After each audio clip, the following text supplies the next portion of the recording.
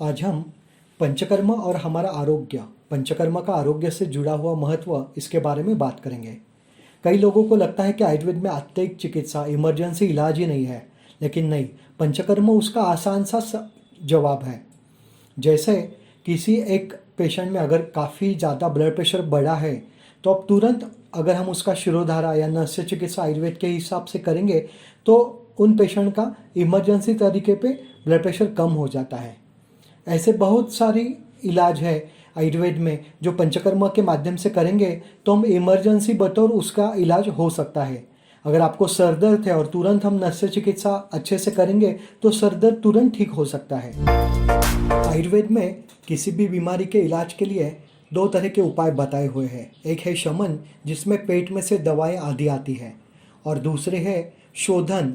शोधन में शुद्धि क्रिया अपेक्षित है। जैसे शरीर में कुछ विष पदार्थ एवं शरीर में काफ़ी दोष अगर बढ़ जाते हैं तो उसमें शुद्धि करी जाती है, उसको शोधन बोलते हैं, उसी को पंचकर्म बोलते हैं। पंचकर्म क्यों करना चाहिए, उसका आसान सा आंसर है, जवाब है स्वस्थ से स्वास्थ्य रक्षण। यानी अगर आप बीमार है, अगर हमें प्यास लगे तभी कुआं खोदना चाहिए, ऐसा बिल्कुल ज़रूरी नहीं है। हमें हमारी बीमारी होनी नहीं चाहिए, हमारा स्वास्थ्य हमेशा मौजूद होना चाहिए, इसके लिए हमें पंचकर्म करना काफ़ी ज़रूरी है।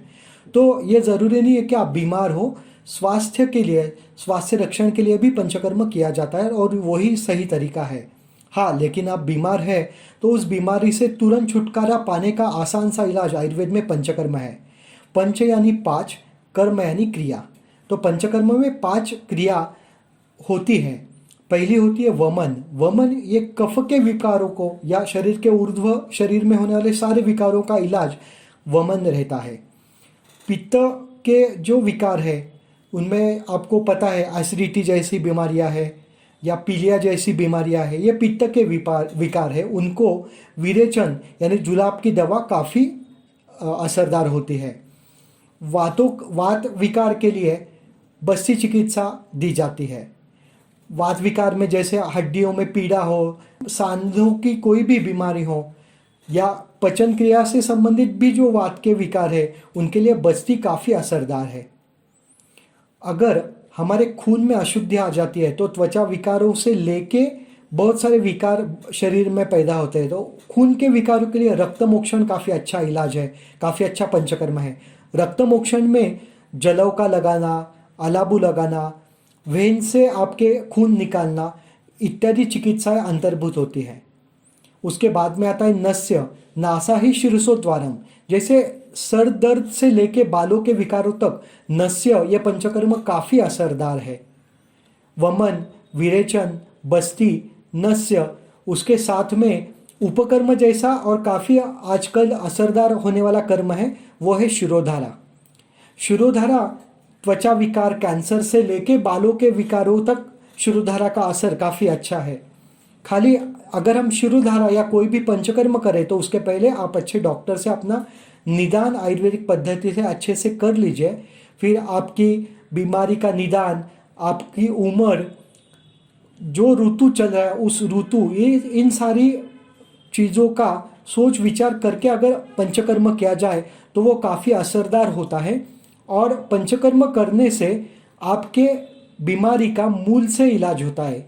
यानी एकाध अगर आपको बीमारी है तो हमेशा के लिए भी जा सकती है। जैसे पाइल्स फिशर जैसी कंप्लेंट हो या एसिडिटी जैसी कंप्लेंट हो, अगर सालों से आपको ये बीमारी है और अगर आप अपने अच्छे से एखादा पंचकर्म बस्ती जैसा या विरेचन जैसा अगर अच्छा हो गया तो आप हमेशा के लिए उससे छुटकारा पा सकते हैं। इतना पंचकर्म असरदार है।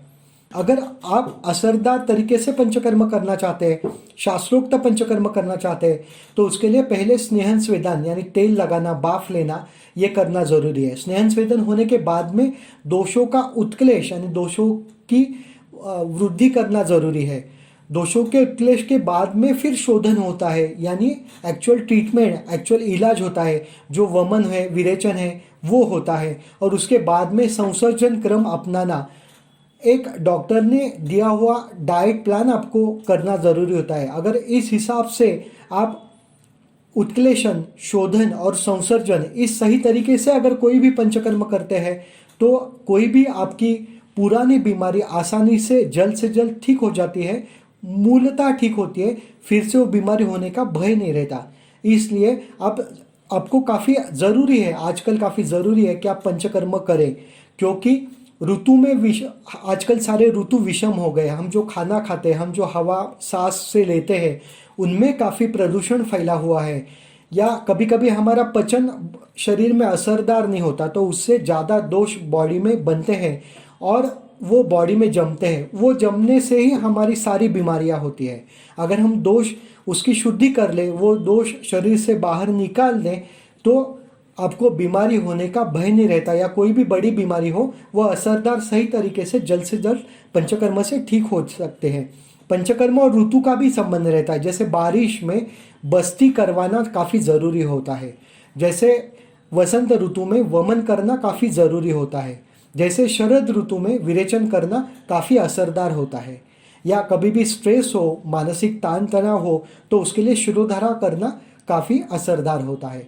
इस हिसाब से अगर आप सही तरीके से अगर पंचकर्म अपनाएंगे, तो मुझे विश्वास है कि आप हमेशा बीमारी के न होते हुए अपना आयुष्य, अपना जीवन आरोग्यपूर्ण तरीके से व्यतीत करेंगे। धन्यवाद।